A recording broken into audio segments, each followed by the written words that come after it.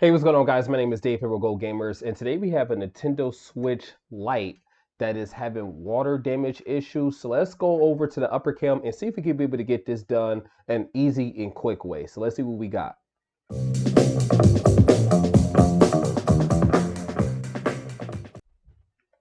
All right, guys. So we have a Nintendo Switch Lite.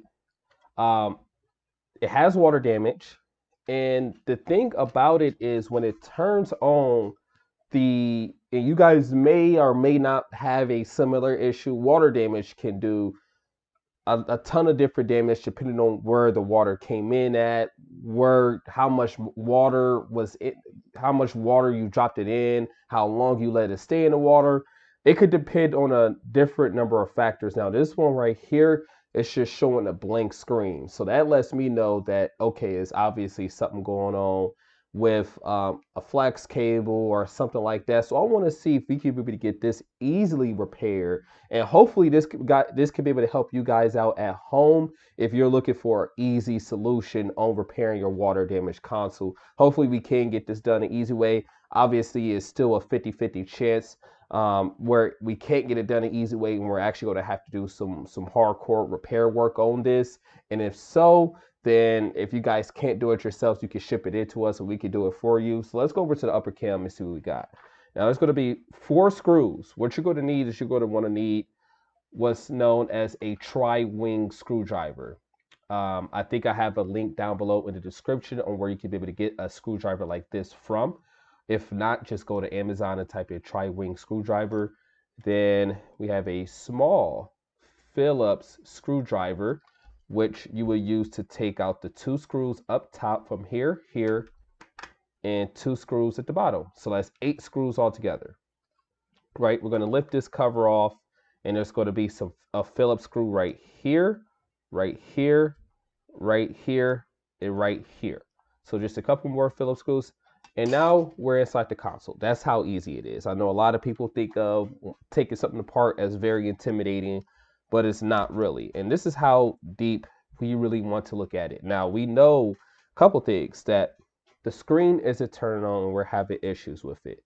Now I want to go under the microscope so we could get a better look at it. Now obviously if you guys don't have a microscope at home, it's not a problem. You really don't need one. So here we are right here, and we can see off the bat that we have water damage right next to the screen flex cable.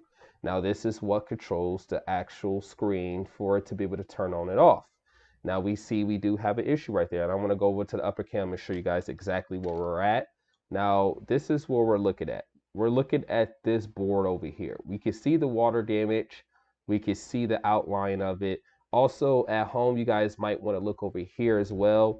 I don't see anything over here, but if you just look very close, look over here, look right here, and look over here as well. Look for everywhere with water damage. Now let's go back under the microscope. So this is what we have. Now what you're going to do is take a small pair of tweezers, or you can use your hand, but be very careful. Lift these up, and we're going to check out the flex cable. Now we can see why it's not working, because there is a ton of corrosion on it, which is unfortunately blocking out that signal, where obviously nothing is going to be able to read through that. Look at all that corrosion. Look at all this stuff down here. Look at all this water damage corrosion right here. So here's what we're going to need. We're going to need 2 things. We're going to simply need a bottle of 99% IPA isopropyl alcohol. You can get it off Amazon. I think I may have a link down in the description. And you just simply need an old toothbrush. We're going to dip our toothbrush in the bottle, and I'm going to take a towel just to make sure the liquid don't get all over the place. And we're simply going to just go over here and scrub all of this up, just like that. And we're just going to do this for a good 30 seconds. Now you can see the corrosion is already gone, but I'm still going to keep on going, right?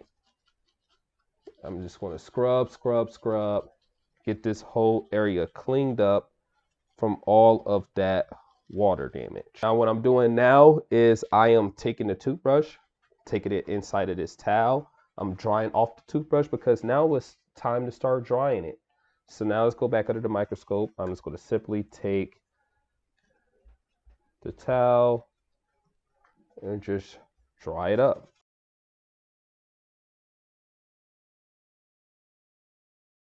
Now the last thing we're going to do is we're just going to simply just blow into it. If you have a can of compressed air, you could go to Walmart, you could go to Amazon, you could go anywhere, get a small can of compressed air for like $9.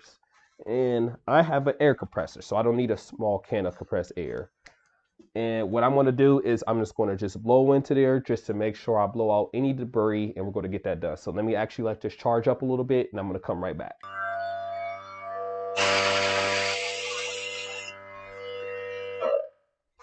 All right, so I blew into it, and now let's see if we now have a working console. Now there's still a chance where it might not work. There's a 50, like I said, there's a 50% chance on this.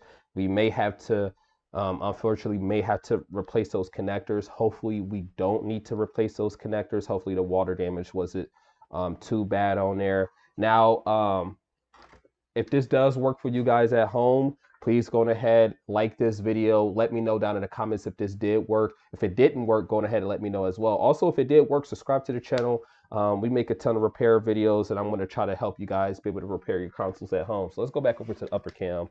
And now the next thing what we're going to do is we're just going to simply just look at this and observe to see if the ribbon cables are clean. Now we can see that this one, it took a huge hit on that water damage. So we're going to try to see if this still works. Now, hopefully the ribbon cable isn't too damaged. Now I'm going to use my tweezers to get them put back in there. Like I said, you can use your hands, but just be very, very careful because you don't want to rip the ribbon. Right, so we have that back in there. Now let's look over this ribbon, and this ribbon actually looks really good. Now this is our power ribbon right here, but this also had corrosion on it as well, but it still worked. So let's see if, now this ribbon right here is what controls, this top ribbon right here is what controls your power and your value buttons. This ribbon right here connects directly to your screen.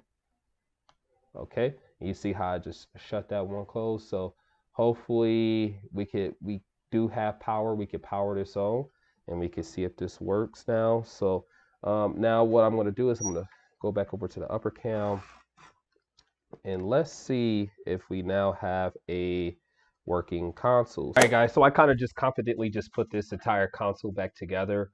So let's see what we could get. So let's see. Oh, we did not get that before. So now we have power, and it turns on just fine. So touchscreen does work. Let me make sure the volume is good. Volume, touchscreen, and everything works. Let me kind of get rid of a little bit of that glare. You can kind of see that screen. I mean, it looks great to me. So that was a very successful repair. It looks like we're going to have a very happy customer. Let them know that this was easy water damage situation for us. So now, if you guys, like I said, if this did help you guys out, make sure you go ahead and leave a like. Leave a comment if it didn't help you out, so I can be able to try to help you guys out in the comments, or reach out to us. We can be able to get your game console into us for repair. But besides that, I hope to see you guys on the next video, and I'll catch you guys on the flip side. See ya.